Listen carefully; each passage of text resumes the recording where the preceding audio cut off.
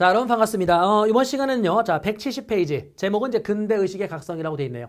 정치로 이야기한다면은요, 앞에서 우리가 십자군 전쟁이라는 이야기를 살펴봤고요. 그로 인한, 자, 변화, 결과의 값들을 좀 살펴봤습니다. 첫 번째는 이제 교황권의 쇠퇴. 두 번째는 중앙 집권 국가의 등장. 자, 그리고 여기에 있는 도시의 발달. 그 도시의 발달은 장원 해체의 또 하나의 배경이 됐고, 장원 해체는 결국 봉건 제도가 자 무너져가는 과정이고 그로 통해서 자 다시 왕권이 다시 강해진다. 이렇게 이제 이야기를 해드렸습니다. 아무튼요. 자 이번 단원에서 봐야 될 건 뭐냐면 근대 의식의 각성이라고 돼 있는데 중세 시대였던 의식 구조에서 새롭게 이제 변화가 나타나기 시작해요. 그러니까 여기 있는 중세 시대는 왼통 뭐 중심의 세상입니까? 신중심의 세상이고요. 그죠? 그다음에 봉건 제도가 자 지배하던 그런 시대였었는데 이런 구조들이 변화가 되는 겁니다. 됐죠? 그러면 봉건제도 같은 경우는 십자군 전쟁 이후에 왕권이 강해지면서 이제 변화가 됐고 그 다음에 신중심의 세상. 이 신중심의 세상은 다시 인간이 더 중요한 거 아닌가? 라는 의식적 깨달음을 지금 여기서 얻게 된다는 겁니다. 아무튼 근대의식의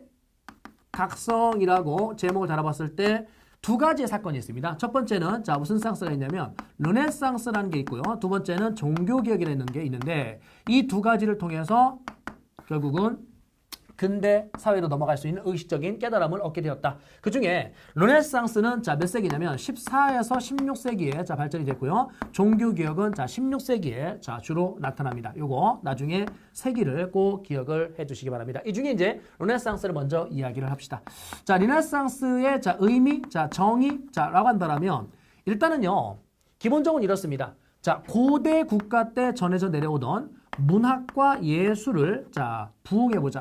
고전 문예, 자 부흥운동 이를 우리는 르네상스라고 합니다. 그러면 고대 국가라는 게 어디를 말하는 거냐면 이 고전이라는 게 중세 이전의 시대를 말하는 거 아니겠습니까? 자 그러면 지금 여기에 이 르네상스라고 하는 요 시점에서 이 르네상스는요 재생시키다, 부활하다 이런 뜻이에요. 그러면 중세 시대 이전에 자 고대가 있었다라고 치면 이 고대 국가는 서로마가 망했을 때, 5세기. 자, 5세기에 476년 서로마가 멸망하는데 그러면서 이제 유럽의 어떤 정치의 중심이 게르만 쪽으로 바뀌었잖아요. 그래서 중세의 시작이다라고 했단 말이야. 그럼 5세기 이후부터가 중세 시대야. 그럼 그 이전에는 고대네. 그럼 이 고대에서 우리가 배웠었던 게 누구 있습니까? 그리스 배웠나요? 네, 그리스 배웠죠. 자, 그다음에 헬레니즘 배웠나요? 헬레니즘 배웠죠. 자, 그리고 로마에 대한 이야기도 배웠죠. 그러면 그리스와 헬레니즘과 로마 이들의 문화의 특징을 가만히 본다면 그리스 같은 경우는 그리스 문화의 특징을 한마디로 압축해라. 그러면 우리는 인간 중심적이다. 왜냐하면 인간들과 신을 똑같이 묘사해놨거든요. 그러니까 신을 묘사할 때 인간과 똑같이 행동하고 사고하는 이런 모습으로 묘사해놨기 때문에 신을 높인 게 아니라 인간을 높인 거죠. 인간 중심적이다. 헬레니즘은 이 문화가 페르시아 문화와 융합된 거 아닙니까? 그럼 당연히 인간 중심적이죠. 로마 문화 같은 경우는 실용적이다. 실용적이다. 대표적인 게 뭘까요? 건축과 법률. 그럼 실용적이라는 거는 우리 그렇죠. 인간들에게 실제 쓸모가 있는 그런 실용적. 아무튼 자 여기는 누구 중심적이냐면 인간 중심적이거든요. 근데 중세 시대는 왼통 신중심이었었거든요. 그래서 이 신중심의 이러한 모습을 자 극복을 하고 다시 인간 중심적이었었던 이 고대 국가 때의 문학과 예술을 일으켜보자. 이게 바로 고전문예 부흥운동. 르네상스의 좁은 의미의 정의입니다. 그럼 넓은 의미의 정의는요.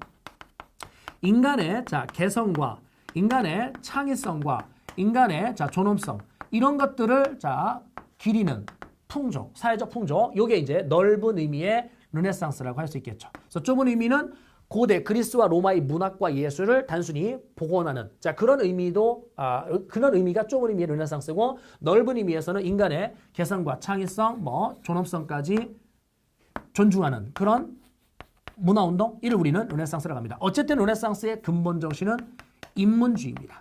인문주의. 인간을 중시하는 거죠. 인문주의. 그 다음에 르네상스의 자 기본적인 특징을 한번 본다라면 이렇습니다. 신중심의 공동체 사회였었죠.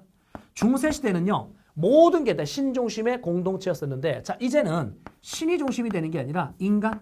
자 인간이 중심이 되고 자 그다음에 인간들의 개인주의, 창의성 이런 걸 중시합니다. 그리고요. 중세 시대는 신중심의 공동체이면서 이 신앙이란 영역 자체는 눈에 잘 보이지 않거든요. 인과 법칙이 뚜렷하지가 않아요. 그래서 여기는 자 관념적이고 추상적인데 신앙이란 영역은 자 관념적이고 자 추상적인데 이제는 인과 법칙이 뚜렷한, 그러니까 원인이 주어지면 결과값이 명백하게 떨어지는, 자, 이런 것들을 탐구하기 시작한답니다. 그래서 무슨 과학이 발전하게 되냐면 자연과학이 무지하게 발전하게 돼요. 우리 고대 국가 때요, 여기 있는 이 그리스 같은 경우도 자연과학이 발달되어 있었는데, 이 그리스에서 피타고라스, 자, 그 다음에 히포크라테스, 자, 그 다음에 헬레니즘에서는 자, 뭡니까? 아르키메데스, 유클리드, 자, 이런 어떤 자연과학자들이 있었고, 로마에서도 실제 자연과학에 기반을 둔 실용적 문화, 이런 것들이 발전됐잖아요. 그러면 자연과학이 무지하게 발전됐는데, 중세시대. 이 중세시대에는 모든 걸 다 신학 중심의 학문이 발달되다 보니까 자연과학은 쇠퇴가 됐었던 겁니다. 그걸 다시금 뭐 하자는 거예요? 부활시키자는 거죠. 이게 바로 르네상스의 특징이다. 그럼 르네상스는 인간 중심적, 개인주의, 자, 그 다음에 자연과학 발달, 자, 이렇게 우리가 이야기를 해볼 수 있는데, 여기서 일단 르네상스가 어디에서 시작되냐면 이탈리아에서 먼저 시작되거든요. 자, 이탈리아의 르네상스. 다른 동네도 아니고 왜 하필이면 그러면 이탈리아에서 먼저 시작됐습니까? 라고 이야기했었을 때 이 이탈리아 같은 경우는 자, 배경을 먼저 볼까요? 배경을 먼저 간다라면 이렇습니다. 로마 문화가 많이 간직돼 있습니다. 자, 로마 문화를 많이 자, 뭐하고 있다? 간직하고 있다. 이탈리아 지역 자체에 로마라는 도시가 있으니까 거기가 수도였었고 한때. 그러다 보니까 로마 문화가 많이 간직돼 있고 또 그리스 출신의 학자들이 망명을 해오는데 이 비잔틴 제국에서 이슬람의 침략, 그러니까 오스만이라든지 이런 침략을 계속 받으면서 비잔틴 제국이 이제 쇠퇴가 되고 나중에 1453년도에 멸망을 하잖아요. 그럼 그 멸망하는, 즉 비잔틴 제국이 멸망하는 전후 요 무렵에 그리스 출신의 학자들이 자, 혼란을 피해서 로마 쪽, 이제 여기 있는 이탈리아 쪽으로 대거 망명을 해온 겁니다. 그러니까 그들이 예전에 그리스였던 학문들을 자, 어떻게 돼요? 계속 연구하고 있었던 애들인데 이쪽에 돌았네요. 자, 그 다음에 예술가들을 적극적으로 후원하는데 유력 가문의 자, 적극적인 예술가에 대한 후원이 있었다. 이게 뭔 말이냐면 이 십자군 전쟁에서 여러분들 자, 지중해를 중심으로 해서 이제 무역이 크게 융성을 하거든요. 왜냐면은 십자군 원정대가 지중해를 통해서 건너가기 때문에 지중해 중심의 무역권이 크게 발전되었다. 그때 이제 메디치 가문이라든지 이런 유력한 경제적으로 엄청난 부를 축적한 가문들이 있는데 이들이요 예술가들에 대한 적극적인 후원을 하는 거예요. 그럼 예술가들이 여러분들 그 예술 활동에 전념하기 위해서는 먹고 살 수 있는 기반이 좀 뒷받침이 돼야 되거든요. 그때 이들이 이제 그들을 후원해 줬다는 겁니다. 대표적인 가문은 메디치 가문입니다. 자, 문화가 많이 남아 있었다. 그리고 유력 가문에서 후원을 해줬다. 이게 이제 이탈리아 르네상스의 배경입니다. 자, 여기에 문학 작품. 자, 이탈리아 르네상스의 자, 문학 작품 뭐가 있냐면 첫 번째 간다라면 단테의 자, 신곡 이런 게 있는데 이 단테의 신곡 같은 경우는 자, 무슨 문학의 시작이냐면 국민문학의 시작이었었죠. 요거는 앞에 중세 유럽 문화를 이야기할 때 제가 설명을 해드렸었던 건데 국민문학, 자국어로 쓰여지는 문학 작품이죠. 기존까지는요. 모든 게 다 신중심이었었기 때문에 자, 성경책을 쓰더라도 라틴어로 썼고 그래서 라틴어를 읽을 줄 알면 뭔가 권위가 있어 보이고 그래서 문학 작품들도 라틴어로 쓰여지는 그런 문학 작품만이 높은 평가를 받는 이런 시대였었거든요. 그랬다가 14세기 이제 르네상스가 막 시작되는 시점에서 자국어로 쓰여지는 그런 문학 작품들이 등장하기 시작한다는 겁니다. 그러니까 신중심의 어떤 그 중세의 어떤 그 틀에서 점차 벗어나고 있는 자, 그런 모습이라 할 수 있겠죠. 됐죠? 두 번째 봐야한다면 여기에 자, 보카치오. 자, 보카치오.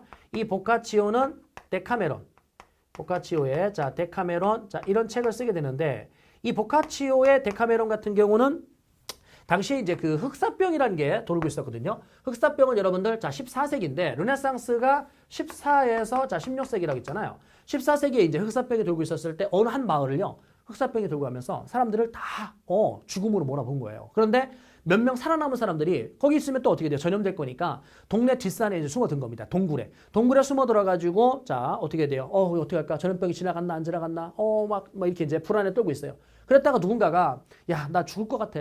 나도 여기서 지금 전염병 걸리지 않을까? 야, 그렇다면 나 어차피 죽을 거라면 그냥 내가 가슴 속에 있었던 거 한번 이야기를 한번 해보자. 나는 이게 왜 나만 그런 거지 난 궁금했었거든. 뭐냐면 내가 어제 그녀와 데이트를 했는데 그녀와 키스를 했어. 근데 정말 키스가 달콤했거든. 근데 내가 이거를 말을 하면 사람들이 다 변태 이렇게 얘기하는. 그러니까 중세 시대에는요 인간의 어떤 그런 성욕을 비롯한 각종 욕구, 욕망 이런 것들을 겉으로 표출하는 이 자체가 금기 시대에 있었던 시대인 거예요. 그래가지고 나만 그런 감정을 가지고 있었나? 라고 궁금했었는데 그냥 어차피 죽을 거라면 한번 물어나 보자 라고 이제 던졌어요. 그랬더니 옆에 있던 주변 애들이 어떻게 돼요? 나도 사실은 말이야 그런 느낌을 가졌었어. 나도 이렇게 하면서 인간들에게 모두 다 똑같은 그런 욕구, 욕망이 있구나. 근데 우리가 그걸 말하지 못했었던 거구나. 이런 겁니다. 그러니까 중세시대 왼통 신중심의 세상에서 억눌려 있었던 이들이 자유분방하게 자기의 속마음을 막 털어놓은 겁니다. 그걸 이제 모아놓은 게 데카메론이다라는 작품이죠. 아무튼요. 인간의 세속적인 모습들을 보여주고 있는 그런 작품이다. 자, 세 번째 간다라면 마키아벨리의 군주론이라는 책이 앞에서 이거는 이야기했었던 건데 여기서 여러분들이 질문하는 게 뭐냐면 이 16세기 작품인데 자, 이탈리아 르네상스는 14세기 아닙니까? 아니죠. 14에서 언제까지 가는 거예요? 16까지 쭉 가는 겁니다. 내용은 뭐였었습니까? 이탈리아가 빠르게 통일되기를 갈망하는 그런 작품이었었죠. 자, 그다음에 페트라르카. 이 페트라르카 같은 경우는 이제 서정적인 그러한 시를 남겼답니다. 페트라르카의 서정시. 작품은 뭐 이 정도 볼 거고요. 이거 외에 뭐도 있냐면 회화도 있고요. 문학 작품 외에 회화도 있고 그다음에 뭐도 있냐면 조각도 있거든요. 그런데 이 회화와 조각은 뭐를 함께 공부해야 되냐면 뒤에 있는 사진 자료로 공부해야 돼요. 시험 문제 어차피 이거 사진 자료로 나오니까. 그래서 뒷페이지에 있는 뭘 참조해라? 사진을 참조해라. 그래서 이 작품이 이 회화가 혹은 이 조각상이 누가 만들었느냐라고 묻진 않아요.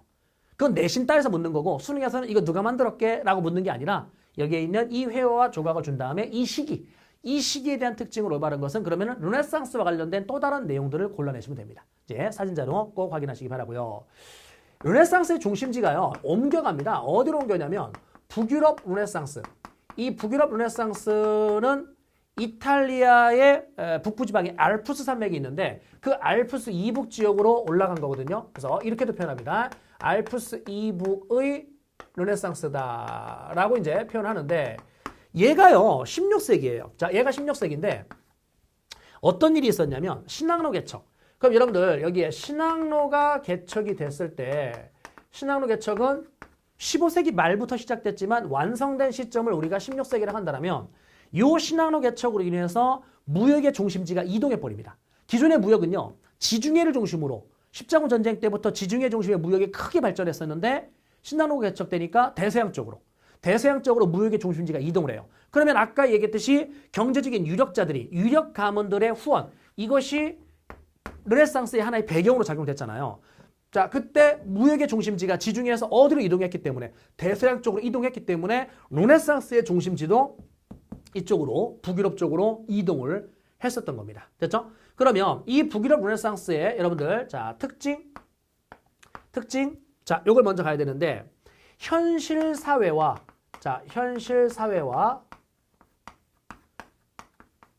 종교 비판적 성격이 매우 강했다. 이게 이제 하나의 선택지로 나옵니다. 현실 사회와 종교 비판적 성격이 매우 강했다. 그러니까 이탈리아 쪽의 르네상스는 단순한 어떤 문학 작품의 어떤 그 성격을 갖는다면 얘들은 현실 사회를 풍자하거나 종교를 비판하는 그런 내용을 담은 문학 작품들이 유행을 한다는 거죠. 그러면 어느 쪽을 여러분들이 외우시냐면 여기에 있는 북유럽 르네상스의 작품들을 먼저 외우세요. 됐죠? 이쪽이 훨씬 더 많거든요. 이쪽이 훨씬 더 많은데 이걸 먼저 외우지 말고 여기에 있는 알프스 이북, 즉 북유럽 르네상스의 작품들을 먼저 외우시기 바랍니다. 첫 번째는 에라스무스의 우신예찬이라는 책이 있답니다. 자, 그럼 에라스무스의 우신예찬은 어리석은 우자, 신이 어리석습니다. 근데 그 어리석은 신을 뭐하고 있습니까? 예찬하고 있죠. 그러니까 신을 조롱하고 있는 겁니다. 자, 에라스무스의 무슨 예찬? 우신예찬. 자, 종교를 비판한 거네요. 그죠? 종교를. 자, 그 다음에 두 번째 간다라면, 여기에, 세르반테스. 세르반테스의 자, 돈키호테. 이 돈키호테 같은 경우는 이 중세 시대에 이제 몰락하고 있는 기사들. 우리가 앞에서 봤듯이 십자군 전쟁 이후에 기사들이 계속 몰락하거든요. 특히 화약이나 이런 걸 들어오면서 기사들이 몰락을 하는데 이 돈키호테 같은 경우는 자, 아직도 그 중세 시대였던 그 의식 구조에서 벗어나지 못하고 있는 거야. 그러니까 막 칼 들고 다니면서 어떻게 돼요? 풍차하고 막 싸우고 막 일을 해. 그러니까 결국 이 작품의 의는 몰락하고 있는 중세 기사들을 풍자한 자, 그런 현실의 작품이라고 할 수 있겠죠. 자, 세 번째 간다라면 여기에 토마스 모어의 유토피아라는 자, 작품이 나오게 되는데 이 토마스 모어의 유토피아는 몇 차 인클로저 운동을 깐 거냐면 1차 인클로저 운동을 깐 거예요. 그래서 1차 인클로저 운동을 비판했었을 때 인클로저 운동이라는 게요. 두 번 벌어지는데 자, 여기서 쌤이 자, 정리할게요. 자, 1차 인클로저 운동이 있고요. 그다음에 자, 2차 인클로저 운동이 있는데 1차 인클로저 운동은 15세기도 있어요. 15세기도 있는데 일단 이 작품이 16세기니까 우리끼리는 16으로 그냥 정리해버릴게요. 자, 그 다음에 요거는 18입니다. 자, 1차 인클로저 운동의 내용은 뭐냐면 100년 전쟁 때 여러분들 배경 중에 이게 있었습니다. 플랑도르 지방에 대한 영토 문제. 근데 플랑도르 지방이 자, 뭐요? 모직물 산업이 크게 발달한 동네라고 그랬잖아요. 그 모직물 산업이 발전했었을 때 100년 전쟁에서 영국이 졌나요? 졌죠. 그럼 여러분들은 자, 영국 같은 경우는 모직물 산업의 중심지였었던 플랑도르 지방을 상실한 겁니다. 그러니까 자, 이제 어떻게 돼요? 영국 내에서 양털을 많이 자, 공급해야 되는 이런 상황이 됐다라고 이해하십시오. 그래서 15세기 때부터 이미 인클로저 운동을 하는데 예를 들어 영국에 지주가 있는데 이 지주가 A란 농민, B란 농민, C란 농민, D란 농민, E란 농민한테 땅을 빌려주는 겁니다. 땅 빌려줬는데 그러면서 이제 소장료를 받는 거죠. 근데 이 지주가 요즘에는 양털이 새로운 블루오션이야 라고 하면서 양을 키우자. 그래서 울타리를 치는 겁니다. 왜? 양은 뛰어다니니까. 그래서 울타리 친 겁니다. 그 울타리를 쳤을 때 이 운동을 인클로저 운동, 울타리 치기 운동이라고 합니다. 그러면 양을 여기다 사육할 때 B 필요 없죠? C 필요 없죠? D 필요 없죠? 야, 니네 꺼져. 다 잘라버리는 겁니다. 그럼 농민들이 몰락하네요. 그죠? 농민들이 다 몰락하게 됐고 이 A한테 야, 이제 너 여기는 양의 털 깎어 니가. 이렇게 된 겁니다. 그러니까 이 1차 인클로저 운동은 특징이 뭐냐면 농경지를요. 농사 짓던 땅을 농경지를 목양지로 바꾸는 운동. 이게 바로 1차 인클로저 운동입니다. 목양지는 이제 목초지라고 합니다. 목초지. 그랬을 때 여기에서 누구들이 몰락한 겁니까? 농민들, B, C, D, E라는 농민들이 몰락하고 있네요. 그죠?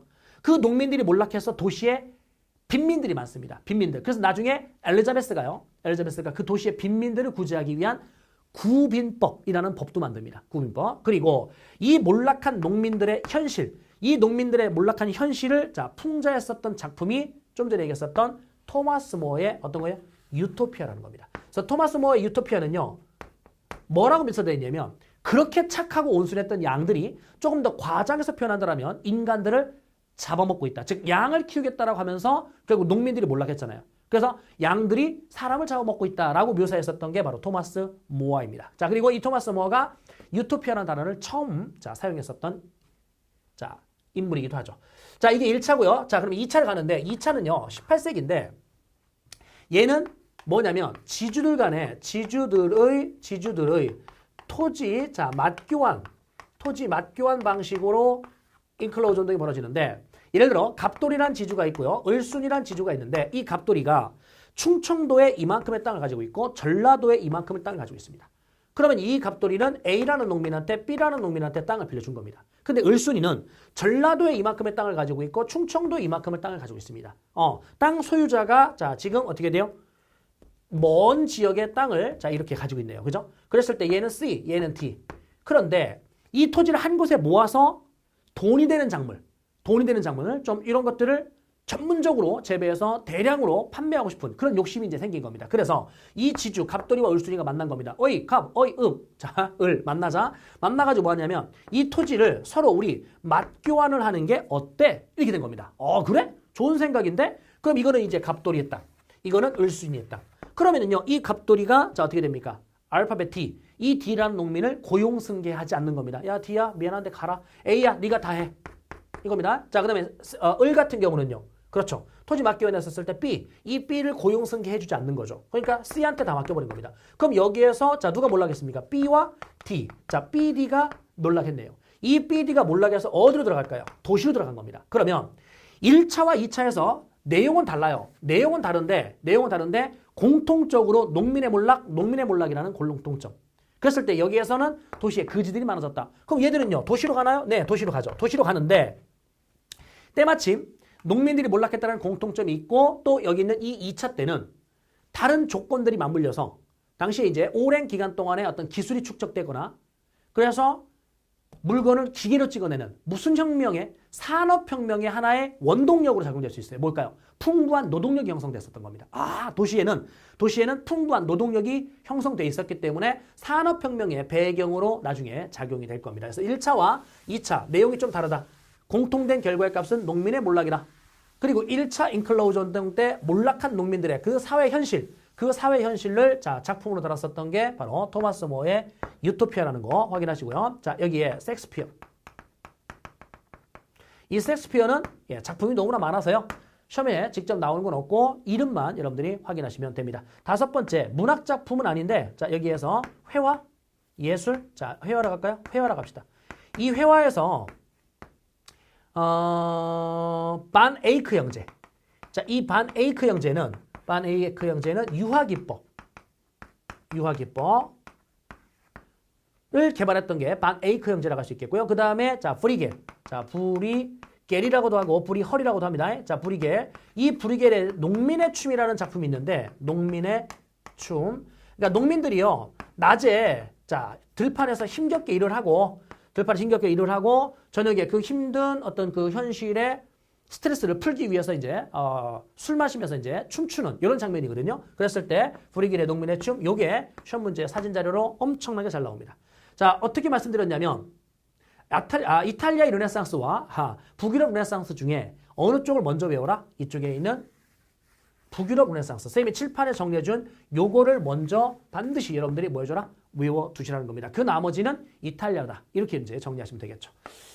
다시 르네상스의 특징 가볼까요? 르네상스의 특징은 뭐라고 했습니까? 신중심의 공동체에서 인간 중심의 개인주의가 발전했고 추상적인 것들에서 이제는 인과법칙이 뚜렷한 무슨 과학? 자연과학이 발전한다고 그랬죠. 그래서 지금부터는 우리가 자연과학에 대한 이야기를 살펴볼 수 있도록 하겠습니다.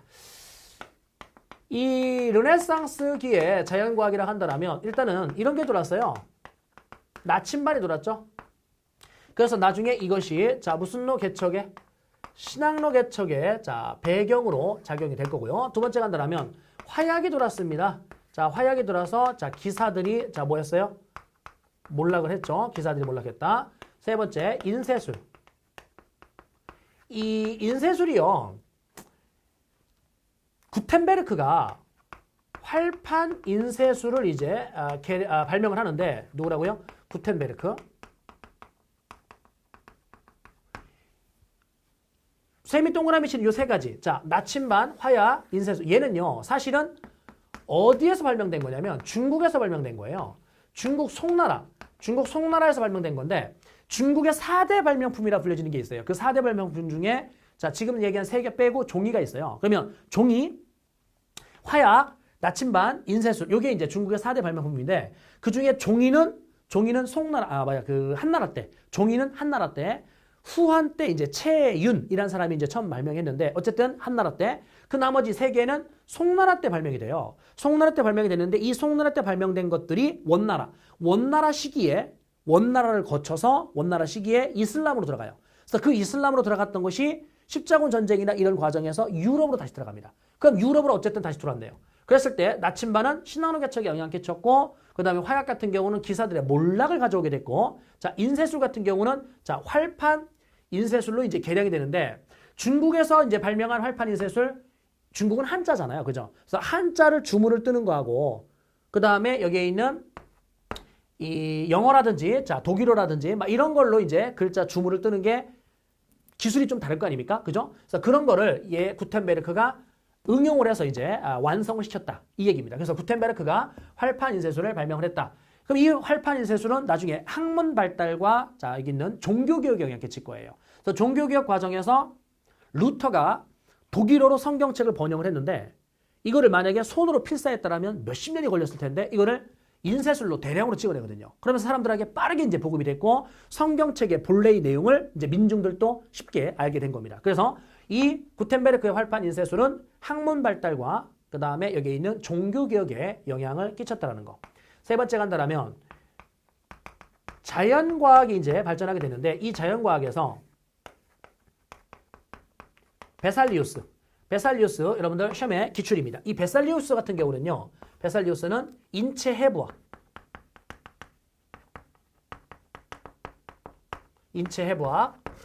뱃살입니다. 그 뱃살은 아니에요. 자, 뱃살.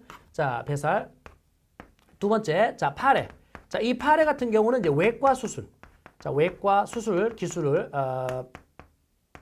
알아낸 게, 자, 발명한 게 파레라고 할 수 있겠고요. 그 다음에 이제 지동설이 나오는데 이 지동설이 중요해요. 지동설이 중요한데 지동설의 코페르니쿠스. 이 코페르니쿠스가 어떤 책을 썼냐면 천체의 회전에 관하여라는 책을 썼거든요. 그래서 지동설을 처음 주장해요. 그러면 지금 이야기하는 세 사람, 자 코페르니쿠스, 자 파레, 자 베살리우스 얘들은요 16세기예요. 자 선생님이 요거 16세기 됐죠? 그런데 코페르니쿠스가 천체의 회전에 관하여라는 책을 썼을 때 그게 16세기로 말씀드렸는데 이 지동설은 케플러, 자 케플러, 이 케플러는 행성들의 자 운행 법칙, 그러니까 이 지구를 포함한 행성들은 자, 일정한 운행 법칙에 의해서 계속 돌고 있다. 이런 주장을 한 거죠. 자, 행성들의 운행 법칙. 자, 그다음에 갈릴레이. 자, 갈릴레이. 이 갈릴레이 같은 경우는 망원경을 발명합니다. 그래서 망원경을 발명을 해서 그러니까 자기가 처음 발명한 건 아니에요. 원래 망원경이 있었는데 그거를 자기가 이제 천체 관측에 적합한 망원경으로 개량을 해서 발명을 한 거죠. 아무튼 그 망원경을 발명을 해가지고 지동설을 입증하기 위한 나름의 노력을 했다. 자, 그리고 나중에 자 뉴턴. 자, 뉴턴이 기계론적 우주관. 이 기계론적 우주관을 기반으로 해서 지동설을 자, 완전하게 확립시켰다. 뭐 이렇게 이제 우리가 의의를 답시다. 그러면 선생님 빨간색으로 동그라미 칠게요. 케플러와 갈릴레이와 뉴턴은 몇 세기로 공부하시라고요? 17세기로. 아, 구분하셔야 됩니까? 예, 하셔야 됩니다. 그래서 여러분들 16세기의 자연과학자. 자, 베살리우스, 파레, 코페르니쿠스. 근데 그 코페르니쿠스는 지동설이다. 지동설은 나중에 17세기에 케플러와 갈릴레이, 뉴턴에 의해서 지동설이 계속 자, 주장이 됐고 뉴턴의 기계론적 우주관을 통해 자, 확립이 된다. 뭐 이런 식으로 마무리를 지으시면 될 것 같습니다. 자, 여기까지 해서요. 자, 우리가 여기까지 해서 르네상스에 대한 이야기를 마무리 지었어요. 르네상스. 이번에는 이제 종교개혁에 대한 이야기를 봐야 되는데, 교재는 170쪽. 자, 170쪽에 르네상스의 의미에다가 밑 찍으시고요. 인문주의, 자, 체크하시면 됩니다. 자, 인문주의 체크하시고. 그 다음에 밑에 이탈리아의 르네상스에서 문학작품 발표할까요? 자, 보카치오의 데카메론, 단테의 신고, 마키아벨리, 자, 그다음 페트라르카, 아까 다 제가 말씀드렸네요. 그죠? 그 다음에 그림으로 가게 되면 그림과 조각은 다음 장에 뒷장을 넘어가시게 되면은 몇 번이죠? 탐구단원 3번. 탐구단원 3번에다가 왕별표하시고 요 작품들이 뜨면은 아 르네상스구나라고 여러분들이 확인을 하시면 됩니다. 별표하십시오. 다시 돌아오십시오. 다른 돌아오셔서 알프스 이북의 르네상스. 특징에 밑줄 그을게요. 니은번. 현실 사회와 종교 비판적 성격이 매우 강했다. 작품에 자 에라스무스 우순예찬, 토마스 모의 유토피아 자 별표하시고요. 오른쪽에 예술에 가게 되면은 기억과 니은까지만 밑줄 그으십시오.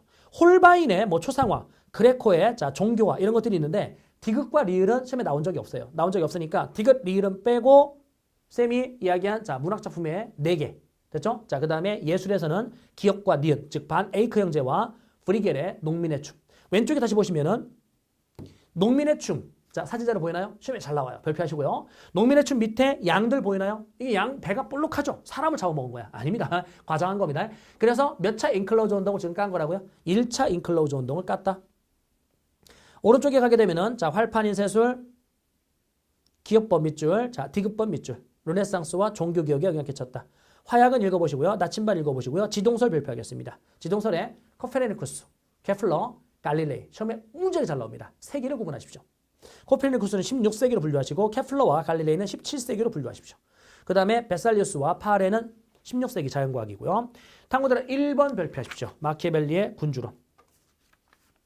뒷장 넘어가시게 되면 탐구단원 2번은 자 별표까지 필요 없고요. 빨간색 부분을 꼭 한번 읽으십시오. 탐구단원 3번은 아까 왕별표 했습니다. 설마 왼쪽에 그 핵심 체크 쪽에 나와 있는 모나리자 이 그림 모르진 않죠? 예, 이런 것들이 르네상스기에 등장했다. 오른쪽 페이지에 탕후드라 4번도 별표하시고요. 자, 그 다음에 탕후드라 5번도 별표하시죠. 여러분 별표하고 흐뭇해 하시는 거 아니에요. 별표해놓고 난 다음에 흐뭇해 하는 게 아니라 별표한 다음에 뭐 하셔야 된다고요? 그거를 읽으셔야 돼요. 알겠죠? 읽으셔서 본인이 이해를 하셔야 됩니다. 시험은 누가 보는 거라고요? 여러분들이 보는 겁니다. 제가 보는 게 아니라 반드시 사료 읽으셔야 됩니다. 자, 그러면 근대의식의 자 각성이다 라고 했었을 때 이 근대의식의 각성 크게 두 가지가 있었는데 자 하나는 르네상스 됐죠? 자 르네상스 자 이번에는 종교개혁이라는 게 있다랍니다. 종교개혁. 그래서 종교개혁은 뜨면 몇 세기로 분류하시냐면 16세기로 분류하십시오. 그래서 앞에 여러분들 그리스도교의 발전이잖아요. 그 그리스도교의 성립과 발전이라고 되어 있는 그 강의를 연결시켜서 공부하셔야 돼요. 알겠죠? 연결시켜서. 그랬을 때 어떤 일이 있었냐면 아비뇽 요술한 사건이 있었고 그 아비뇽 요술한 사건에서 교회의 대분열이 벌어지죠. 자, 교회의 대분열이 벌어지는데 이 교회의 대분열을 비판했었던 게 누굽니까? 위클리프와 후스죠. 그런데 이 위클리프와 후스가 자 교회의 타락과 부패를 비판했다. 쌤 유치하게 이렇게 얘기했었죠. 책상 위에 먼지가 자욱하게 거렸다. 그 책상 위에 있는 먼지를 클리어하게 후스 불었다. 말도 안 되게. 자, 책상 위에 먼지를 클리어하게 치우려고 불었죠. 그러니까 먼지가 올라갔다 그대로 내려왔다는 겁니다. 됐죠? 그럼 청소하려는 시도를 한 겁니까? 안 한 겁니까? 한 거죠. 그러니까 이 위클리프와 후스가 종교개혁의 선구자인 겁니다. 됐죠? 그러면 지금 이야기한 이 위클리프와 후스는 뭐라고 주장했냐면 성경책에 쓰여있는 대로 갑시다. 자, 무슨 지상주의를 외쳤다고요? 성서지상주의를 외칩니다. 성서지상주의. 그러면서 교회를 비판했어. 하지만 당시에 자 여기에 있는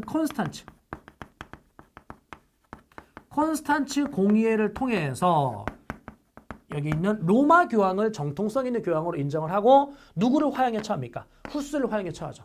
그래서 결국은 후스를 자 뭐 했다는 얘기는 처형했다는 얘기는 이들의 주장을 반영하지 않았다는 얘기네요. 그죠? 이들을 처형했다는 얘기는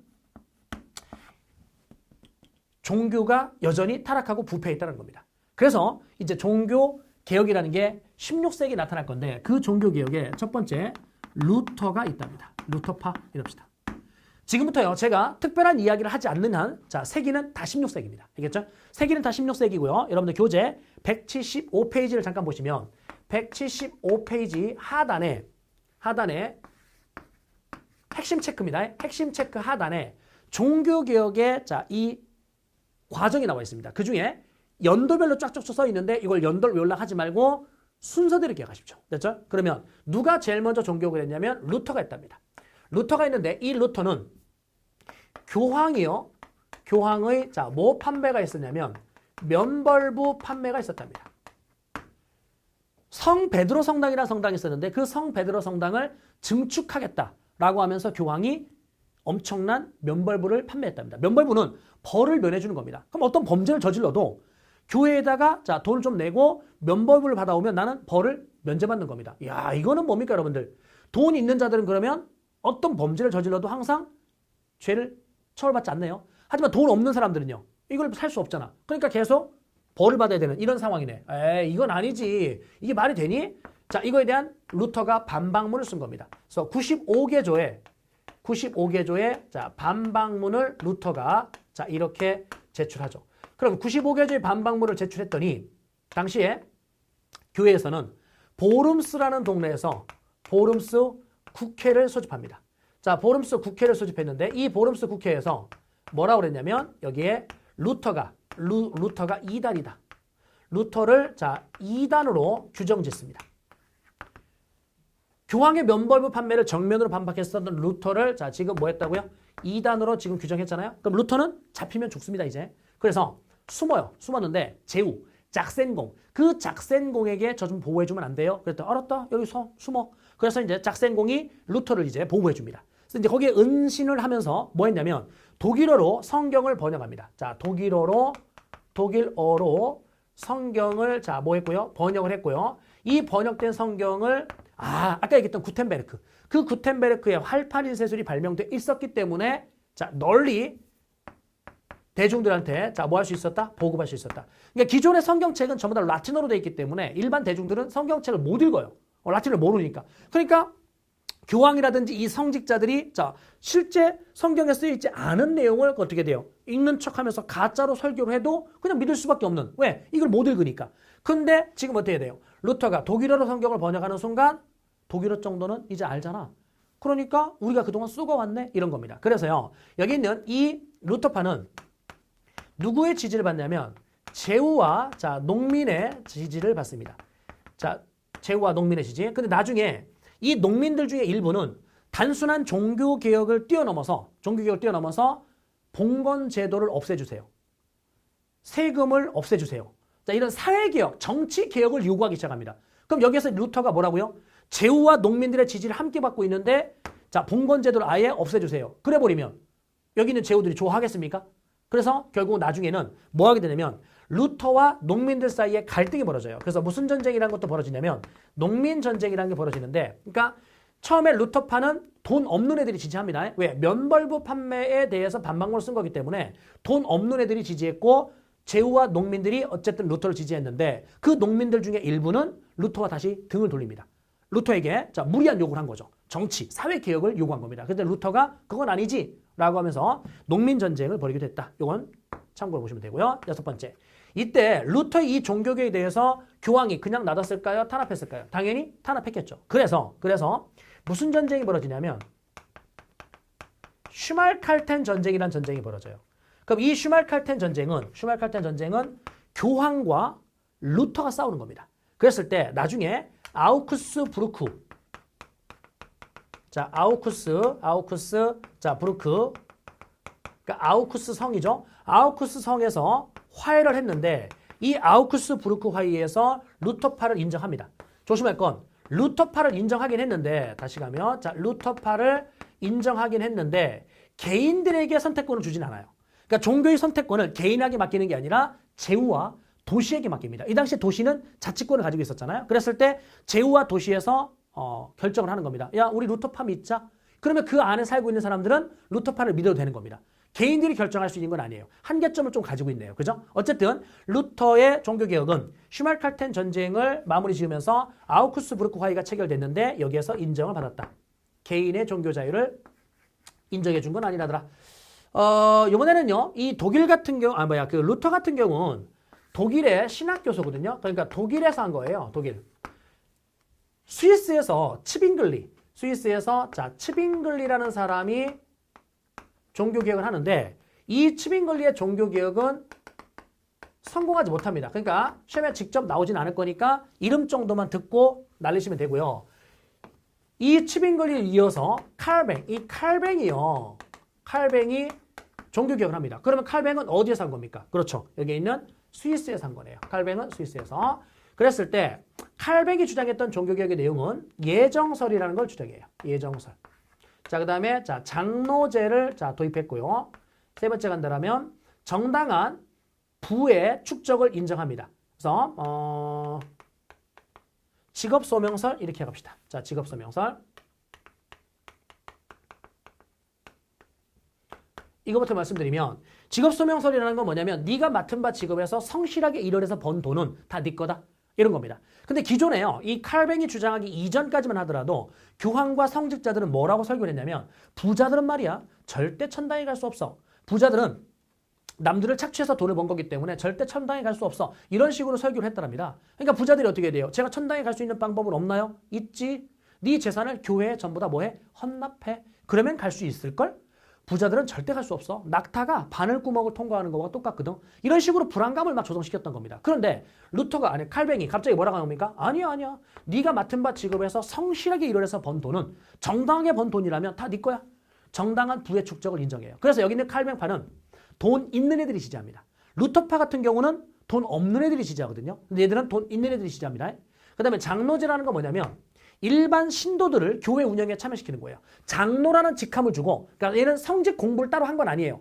성직자가 아니야. 목사님이 아니야. 그런데 일반 신자 중에 한 명을 자, 장로라는 직함을 주고 교회 운영에 참여시키는 겁니다. 그래서 오늘 헌금이 얼마가 들어왔고 이 헌금이 어디에 쓰였고 이런 장부를 볼 수 있게끔 허용을 해주는 거죠.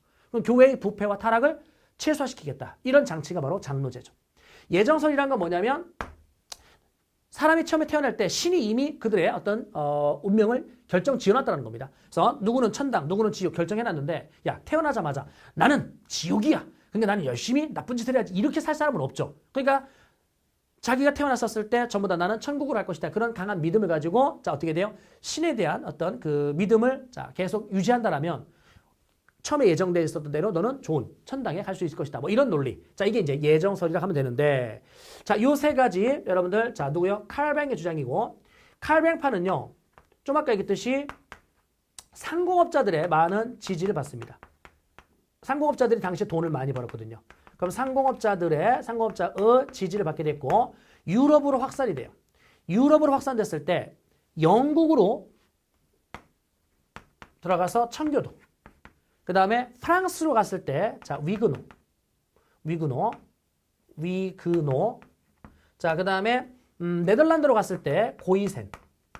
그리고 스코틀랜드로 갔을 때는 장로교라고 부르는데 자 그건 놔두시고 이 세 개는 기억하십시다. 자 영국에 갔을 때 청교도, 프랑스의 위그노, 네덜란드의 고이센. 이것들이 전부 다 자 무슨 파라고요? 여기에 있는 칼뱅파입니다. 그래서 루터는 교황의 면벌부 판매에 대한 반발, 95개조 반박문 이로 인해서 쫑쫑쫑쫑 종교개혁. 됐죠? 자 그 다음에 여기에 있는 칼뱅파 같은 경우는 자 예정설, 장로제, 직업소명설, 특히 직업소명설 이걸로 인해서 상공업자들의 많은 지지를 받게 되었다.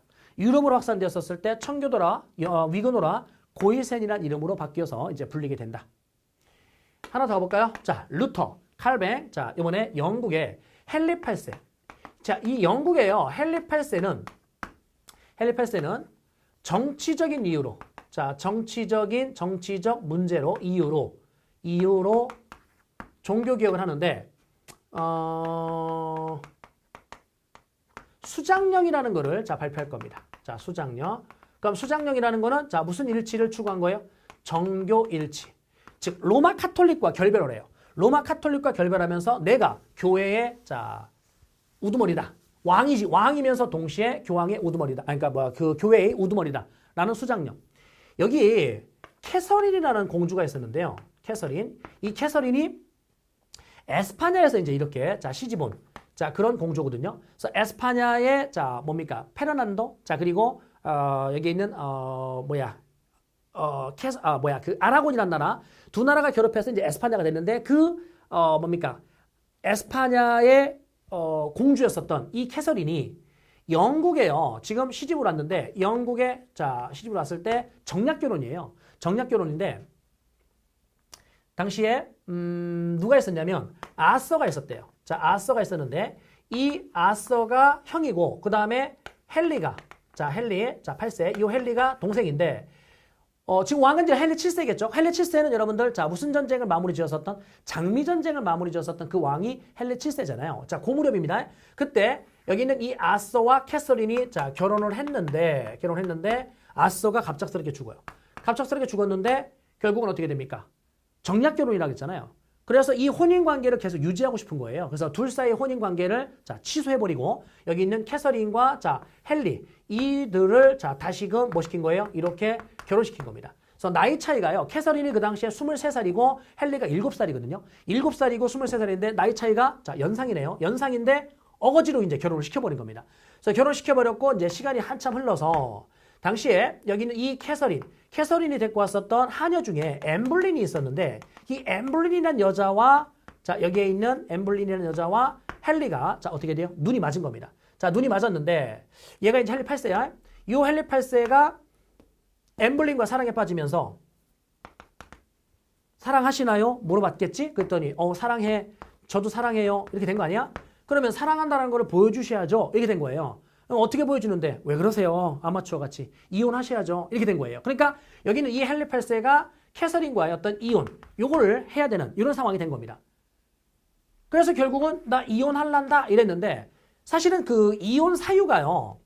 이 처녀가 아니라면 이혼이 가능한데 처녀인 경우에는 자 이게 이혼할 수 있는 근거가 없어요. 그러니까 카톨릭에서 이혼을 금지시켜 놓은 거예요. 그나마 이혼을 허용했던 게 자 여기 있는 배우자가 처녀가 아니었었다라면 이혼할 수 있다. 이런 조항이 있는 거야. 그때 이제 여기는 헨리 8세가 여기는 캐서린은 자 처녀가 아니다. 왜냐면 여기 있는 뭡니까? 형과 이미 혼인관계에 있었고 그러니까 처녀가 당연히 아니죠. 그러니까 나는 자 잘못된 결혼을 한 거다. 형수와 결혼한 거다. 자 이래서 나는 이혼을 해야 되겠다. 라고 이제 주장을 하게 되고 그럼 만약에 여기서 캐서린이 이혼이 돼서 고국으로 돌아온다라면 에스파냐 이쪽으로 이제 이렇게 자 돌아온다라면 국제 뉴스가 되겠죠. 망신을 당하는 거 아니겠습니까? 그래서 여기 있는 이 에스파냐에서는 큰 고민을 하는 겁니다. 아 어떡하냐 우리 딸내미 불쌍해서 어떡하냐 막 이렇게 고민하고 있었을 때 자 이때 교황이 나서준 겁니다. 이 에스파냐 같은 경우는 카톨릭의 수호자, 카톨릭의 지킴이 뭐 이렇게 자처했던 나라인데 이 교황이 나서서 걱정하지 마. 내가 여기 있는 이혼을 막아줄게. 라고 하면서 자 헨리 8세한테 야 그거 이혼 안 돼. 라고 이제 태클을 건 겁니다. 그래서 이제 이 헨리 8세가 뭐야 내가 이혼하고 싶은데 장난해? 자 당신과의 관계를 끊을 거야. 이게 바로 수장령이에요. 그래서 이 관계를 끊어요. 이 관계를 끊어놓고 결국 수장령을 발표해서 자 이혼을 하고 또 결혼하고 이 헨리 8세 같은 경우는요. 여자 관계가 되게 복잡해요. 복잡한데 뭐 시험에 직접 그게 나오는 건 아닌데 결혼을 6번 정도 합니다. 왕비가 이제 6명 정도 되죠. 그 중에 이제 복잡한 여자 관계에서 자 여기에 있는 종교개혁과 관련된 캐서린, 앤블리 자 이런 왕비의 이름이 언급이 되는데 시험에 직접 나오진 않습니다. 그러면 시험 문제에서요. 이혼하려고 종교개혁했습니다. 이렇게 물어보겠습니까? 아니요. 시험 문제에서 그렇게 안 물어봐요. 시험 문제에서는 정치적인 이유 때문에 종교개혁을 했다. 그래서 교황과의 결별을 위해서 무슨령을 내렸다? 수장령을 내렸다. 이렇게 물어볼 겁니다. 됐죠? 그러면 수장령 이후에 자 교회와 수도원의 재산을 전부 다 뭐 해버리냐면 몰수해버립니다.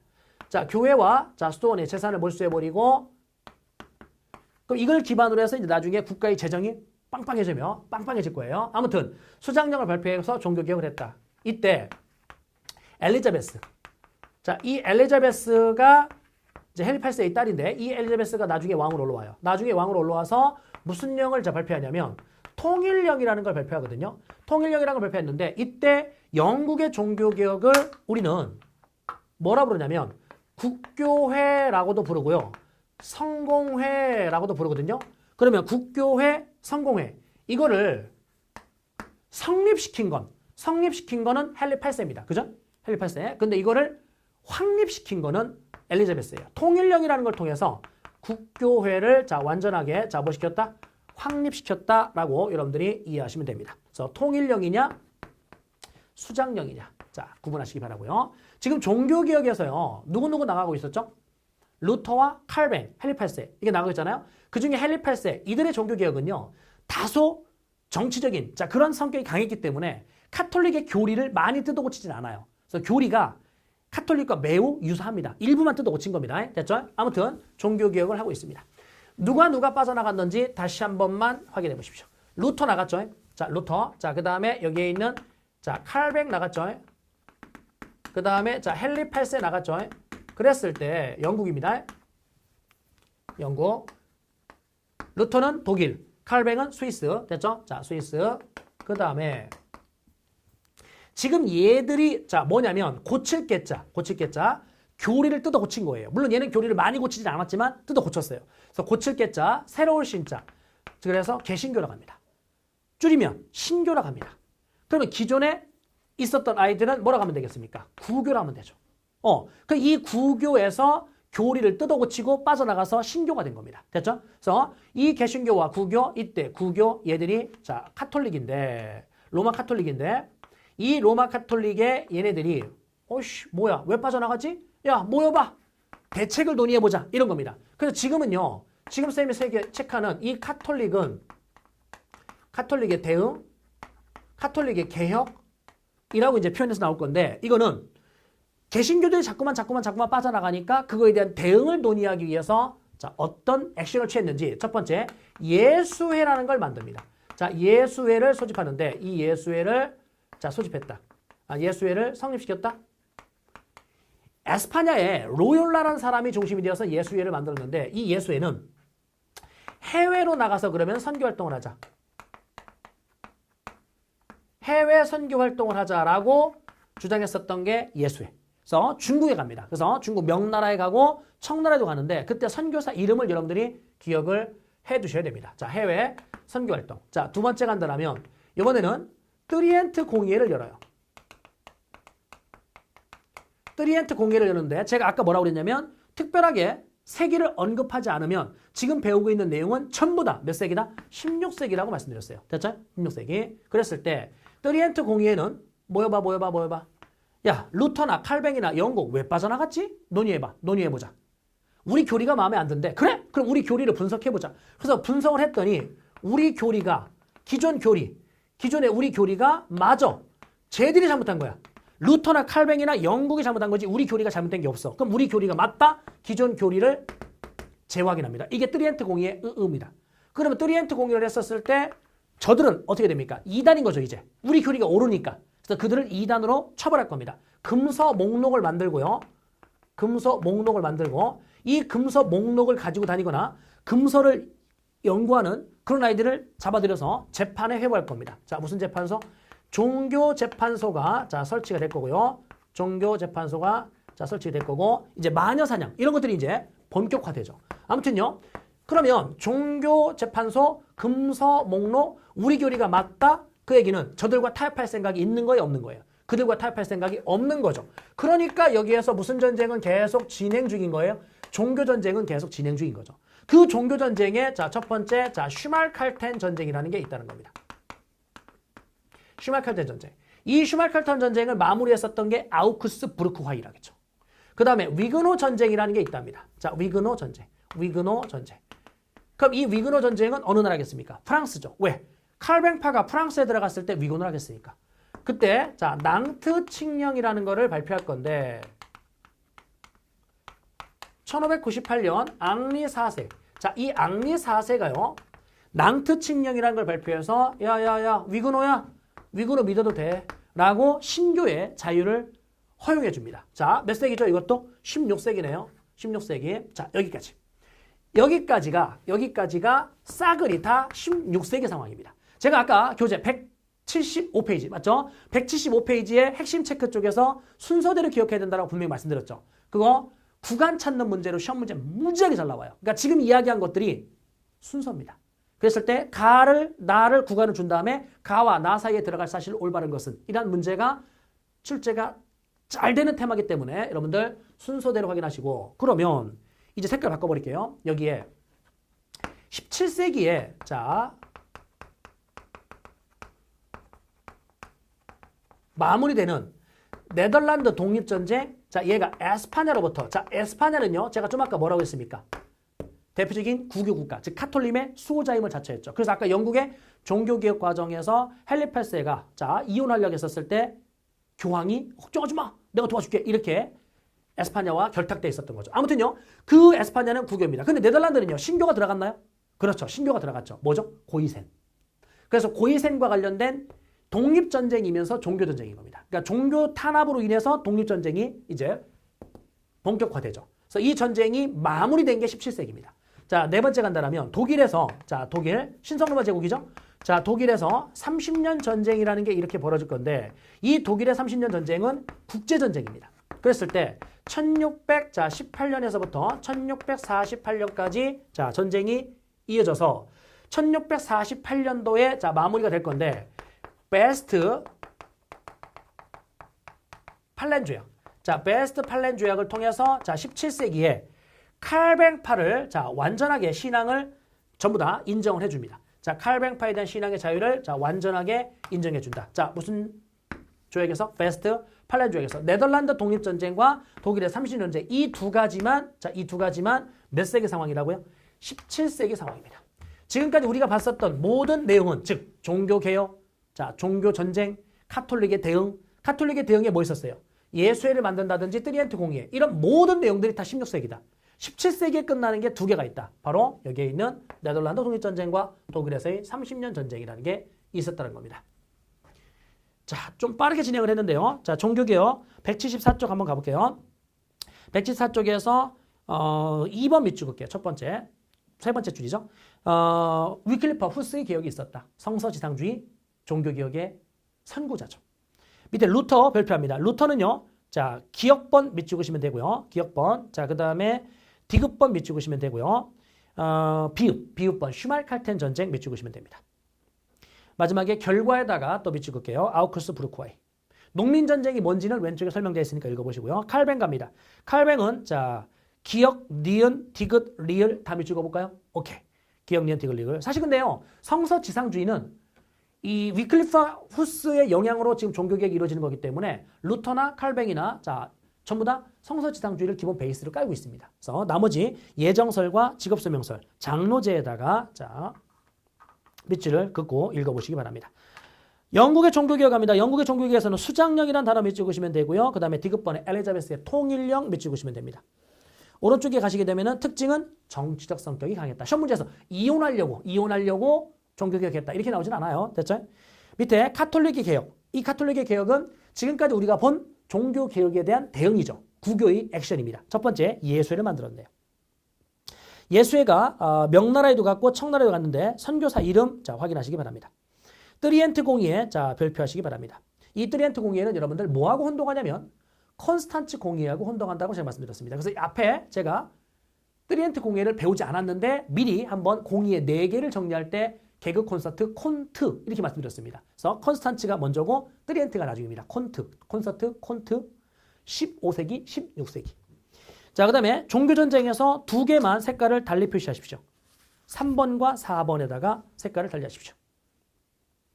그 다음에 이쪽에 신교편을 누가 손을 들어줬는지 덴마크, 스웨덴, 자 프랑스 등이 자 신교편을 들었네요. 그죠? 국제전쟁입니다. 국제전쟁. 의는 칼뱅파가 이제 완전히 자 유럽에서 다 인정을 받게 된 거고요. 탐구대로 6번 왕별표 하십시오.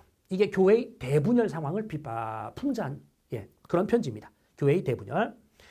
오른쪽에 가시게 되면은 자 베스트팔렌 조약 발표하시고요. 핵심 체크에 발표하시고 네덜란드 독립전쟁. 그 네덜란드 독립전쟁 과정에서 벨기에가 뜬금없이 나올 겁니다. 그 벨기에가 밑에 요약 정리되어 있거든요. 벨기에도 따로 발표하시고 시험 문제 나오는 거는 이 벨기에가 마지막 제출. 프랑스 7월 혁명을 영향을 받아서 결국은 자 독립을 했다. 자 요것만 밑줄 그으시면 됩니다. 프랑스 7월 혁명의 영향을 받아서 독립했다. 자 마지막에 종교개혁 1번부터 자 10번까지 또로록 자 번호 나열되어 있는 거 순서대로 확인하시고요. 뒷장 넘어가시게 되면 탐구대로 7번 별표하시고요. 위클리프 후스가 종교개혁을 이제 선도하고 있는 자 그런 장면입니다. 탐구대로 8번에서는 동글뱅이 2번을 별표하시면 됩니다. 탐구대로 8번 안에 동글뱅이 1번, 동글뱅이 2번이 있는데 그중에 2번 루터의 95개조 반박문 별표하시고요. 오른쪽에 탐구대로 9번 별표하시면 되고요. 탐구대로 10번도 별표하시고요. 탐구대로 11번도 별표하십시오. 근데 탐구대로 11번은요. 별로 어렵지 않아요. 왜냐면 거기 수장이라는 단어가 보이기 때문에. 여러분들이 구분할 거는 수장령은 할리페스고 자 나중에 통일령을 통해서 국교회를 확립시킨 거는 엘리자베스라는 거. 자 이렇게 이야기를 하시면 될 것 같습니다. 아무튼요. 자 이번 시간에는 우리가 근대의식의 각성이라고 불려지는 2가지의 사건에서 자 어떤 겁니까? 르네상스와 자 그다음에 종교개혁 요거를 마무리 쳤는데 둘 중에 하나는 자 시험에 무조건 나와요. 알겠죠? 둘 중에 하나는 시험에 무조건 나오기 때문에 쌤이 중간에 색깔 있는 걸로 판사하거나 별표했었던 부분들을 꼼꼼하게 기억을 해주시면 좋을 것 같습니다. 네, 고생하셨습니다.